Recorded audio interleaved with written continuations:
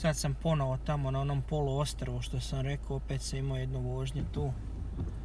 Sad se opet vraćam ponovo kroz onaj tunel Kingsway na 59 funti, sad ću da vam pokažem kako izgleda jedna klasična ulica, palim sva 4, moram da se okrenem nazad, ima radova, znači u ovoj ulici baš je usko. Sad moram da se okrenem, da se vratim odakle sam došao. Došao sam iz onog tamo pravca, ugasim ova sva 4 i krećem. Evo, radova na ulici koliko hoćeš, nešto kopaju, buše, da li je kanalizacija, da li je struja, pitaj ti Boga. Sad idemo ovdje levo, ne ide niko. Evo ovako to izgleda iz ove moje perspektive vozača. Se vraćam na glavni put pa da se isključim da ne držim telefon. Sad se nalazim u nekoj zoni u kojoj ne znam nijak gdje se nalazim, mogao sam da odem da uzmem da jedem nešto. A možda i nije pametno sad da jedem, sad je 10 sati je prošlo. Ovaj pub ima mušterija. Ovo je zatvoreno. Neću, idem na neko drugo mjesto. Domino pizza preko puta. Ovo je sad sve jednosmjerna vožnja naopačke u Engleskoj. Idemo nazad kroz tunel pa se vraćam za Liverpool. Koliko je sati uopšte ni ne vidim. 23:43, a ja kažem 10. 23:43, skoro ponoć. Sad je sve mirno. Crveno svetlo. Inače ovo u ovom delu je znači propast, ovdje nema ništa, znači ovo je jedino kad nekog dovezeš onda to je vraćaš se nazad prazan. Ima tu još ovih kebab shopova. To je na grčkom gyros. Koliko sam ja upućen. Mada mislim da je manje više slično. Ali nema, ovamo je sad sve zatvoreno. Tu je bio jedan kebab shop dobar. Ovaj dan sam propustio, projurio sam, nisam gledao. Dobro, ima tamo u gradu u Liverpoolu koliko hoćeš kebab na svakom ćošku. Evo, uključen sam, znači ja nema nikakve vožnje. Ovo je mrtvo puvalo od naselja.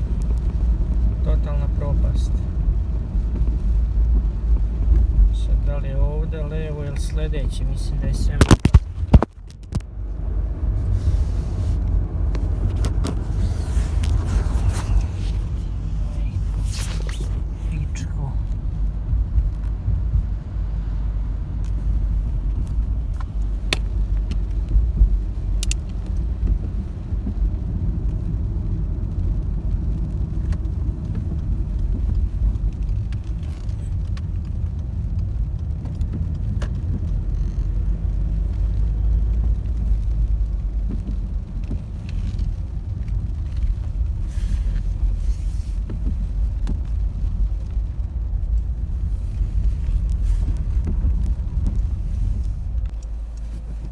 Naravno, pogrešio sam izlaz, nije bio taj. Moram da se vratim na onaj drugi semafor kad ne koristim navigaciju, vozim iz pamćenja, što kažu. I znao sam, imao sam neki instinkt, osjećaj da sam se zeznuo i mislio sam da nisam, a jesam. Na onom tamo semaforu treba da idem desno, a ja sam produžio pravo, mislio sam da ima još jedan, a nema. To je ono što uvijek zaboravim. Evo ga sad tu desno i onda pravo kroz tunel.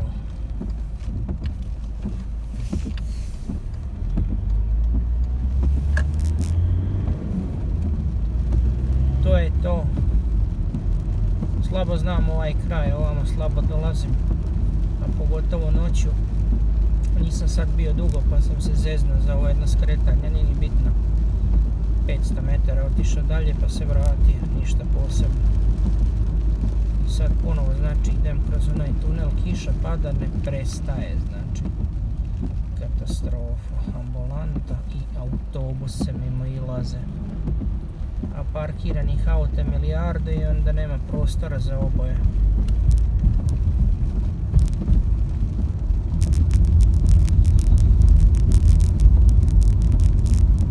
Kiša pada već 6 sati, nije prestala. To je dosadno britansko vreme.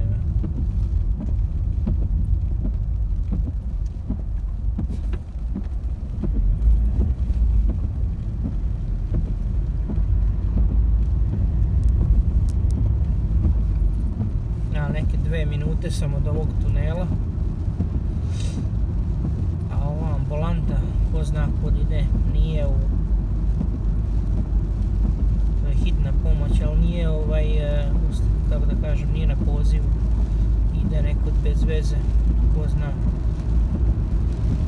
Obično upale sirene, rotacije i sve živo kad je frka. Kad idu po nekoga. Trenutno sam na 60 funti, a radim 3 sata. Znači, otprilike 20 funti po satu u bruto, znači. Ali od tog iznosa, znači, plaćam sve moje troškove što imam. Što u prevodu znači da nisam baš puno zaradio. A ni ne očekujem puno, danas je utorak večer. Evo sad piše šleper 8 ovih funti prolaza kroz Kingsway tunel. Auto 2 funte, šleper 8, autobus nešto manje. A sad idemo u drugu traku koja je automatska, ova nema čovjeka, još piše auto, a ova žuta koju ja nemam, to je onaj đavo što se stavi na prozor pa samo otkucam. Tako da ja sad plaćam robotu, to jest mašini. Evo, upravo sam platio 2 funte i sad će da mi se otvori ova rampa. Imaju kamere, ne možeš da pobegneš da ne platiš, znači nema teorije. Ponovo ulazim u ovaj Kingsway tunel. Radi samo jedna traka večeras.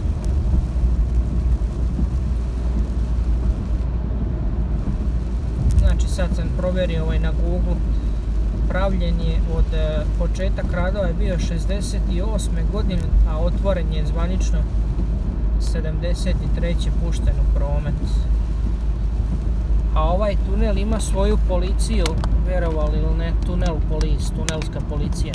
Znači imaju 2 policijske stanice, jedna na ovom kraju Kingsway i druga onaj Queensway. Znači ima 2 policijske stanice. Imaju nekih, da ne pretjerujem, sigurno jedno 20 policijskih auta koji prate rad tunela. Sad ovo sve što ja vozim, to sve je pokriveno sa kamerama i senzorima i sa 100 čuda. I onda oni prate to iz onih soba. I onda kad vide, recimo, ima na oba kraja tunela, ima policija. I onda kad vide, na primjer, evo sad ja da pravim neku glupost, da prelazim ove duple linije i slično, oni samo dojave i tamo patroli na drugom izlazu i ta druga patrola me samo sačeka na kraju ili me prati, upali rotacije i zaustavite snimak, ima sve crno na belo, znači ne možeš da se izvučeš, da vrištiš. Zato slabo koji pravi prekršaj, bar u ovom tunelu što se tiče te duple linije, tu što su na sredini, to kad pređeš to je gotovo. A ima i ova oznaka zelena strelica sad u kojoj se ja traci, znači to je ok traka za kretanje, a crveno precrtano, to znači da ne smijem da uđem jer večeras je zabranjeno, pošto je u oba pravca saobraćaj. A inače ovo je tunel u jednom samo pravcu, ali večeras imaju radovi u onom drugom, u drugoj polovini ovog istog tunela. Pa onda zatvore tu drugu polovinu, farbaju, vare, ko zna šta rade. I onda se ovo prepolovi, pošto sad nije gužva. Inače to po danu bude katastrofa. Evo i sad ima 2 noćna autobusa. Ovo su vjerojatno zadnji. Tamo oko 12:30 mislim da bude zadnji polazak i onda više nema gradskih autobusa. Oko 12:30 jedan je zadnji polazak i to je to. Onda ujutro do 6 sati nema ni jedan autobus. Nekad je davno bilo, dok sam ja vozio autobuse, bilo cijelu noć. Evo, ambulanta je vjerojatno dobila poziv, sad se upalila ova rotacija. I sad počinju brže da voze, znači vjerojatno je dobio neki poziv. A ovamo su ambulante nezavisne, kako bi rekao, odvojene od bolnice, nemaju veze sa bolnicom. Sad je bio policijski auto preko puta, ono što sam rekao, sačekate na drugom kraju. Ovamo imaju neki kontejner i tu većinom bude 1 do 2 auta na ovom kraju tunela. A policijska stanica je na onom drugom i u toj policijskoj stanici imaju čak i one ćelije ako neko bude uhapšen. Često zaustavljaju i taksije, provjeravaju gume, provjeravaju da li je zakazana vožnja, da li je vozač recimo pijan, pa onda uzmu onaj bris sa dlanova, pa testiraju na drogu i ako nađu drogu recimo kod mene da ja koristim ili nebitno bilo koji vozač, onda ga uhapse i tamo ima ćelije, odmah ideš u ćeliju i tu budeš recimo 24 sata. Nekad te puste i ranije, nekad kasnije, nemam pojma. Evo je to ova ista ambulanta. Sad se vraća nazad, ide u suprotnom pravcu. To sam teo da kažem, ambulante su posebno od bolnica i onda oni kad dođe na posao, taj znači vozač ambulante i ti tehničari,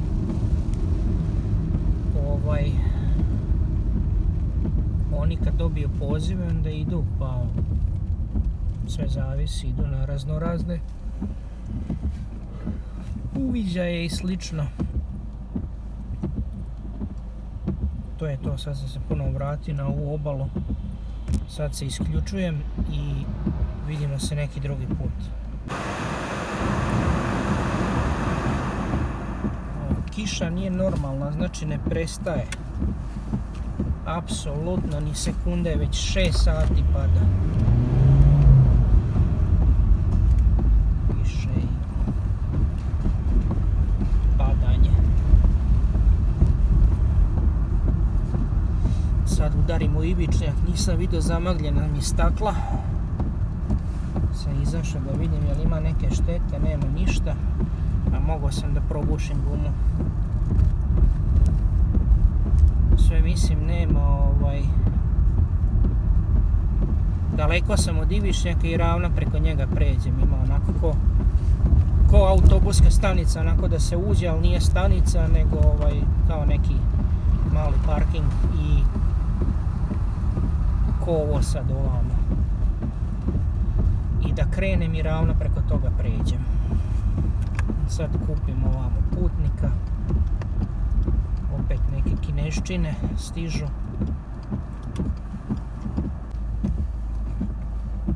I evo me nazad. Taman sam krenuo kući, nije bilo nekih više, sigurno od pola sata nisam imao nikakav poziv. Što kaže, nisam imao nikakvu vožnju. I sad sam dobio konačno 10 funti vožnje. Nakon pola sata. Idem sad to da pokupim, da odradim i onda najvjerojatnije posle toga idem kući, pošto sve mislim da neće biti ništa. A sad je sati tačno 1 ujutro. Već nekih 7-8 sati sigurno kiša pada, znači ne prestaje. Znači ovo nije normalno. Imao sam sreće, nije bilo večeras nikakvih putnika s koferima i slično. Čini mi se da je ovo sve što treba da pokupim. Nije ovo McDonald's, mislio sam da jeste, ali nije. Tamo na ćošku nekom kupim. Neka bezveze ulica sa strane. Privatne zgrade, nove. Čini mi se sve da jeste McDonald's, ali nisam siguran. Sad me navigacija vodi pogrešno. Nema šanse da je tamo, 100% moram vamo desno.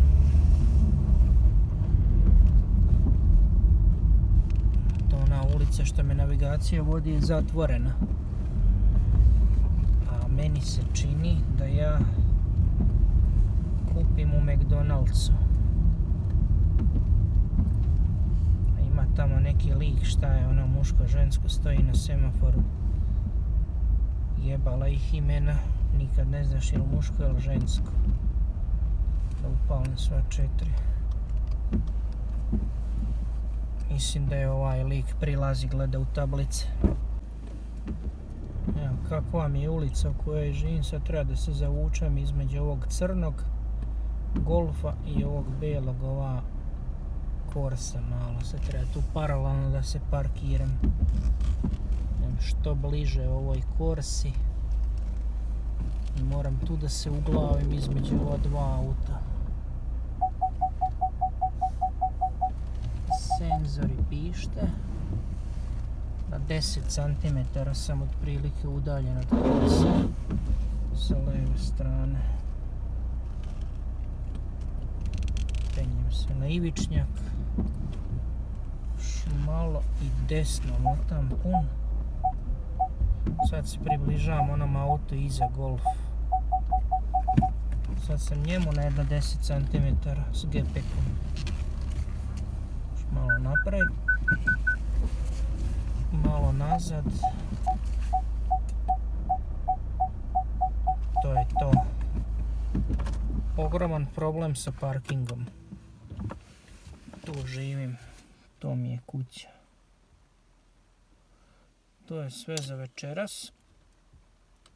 Isključujem se, uzimam stvari i na spavanje. Sati je 1:30 ujutro. Ostao bi ja još, ali nema posla.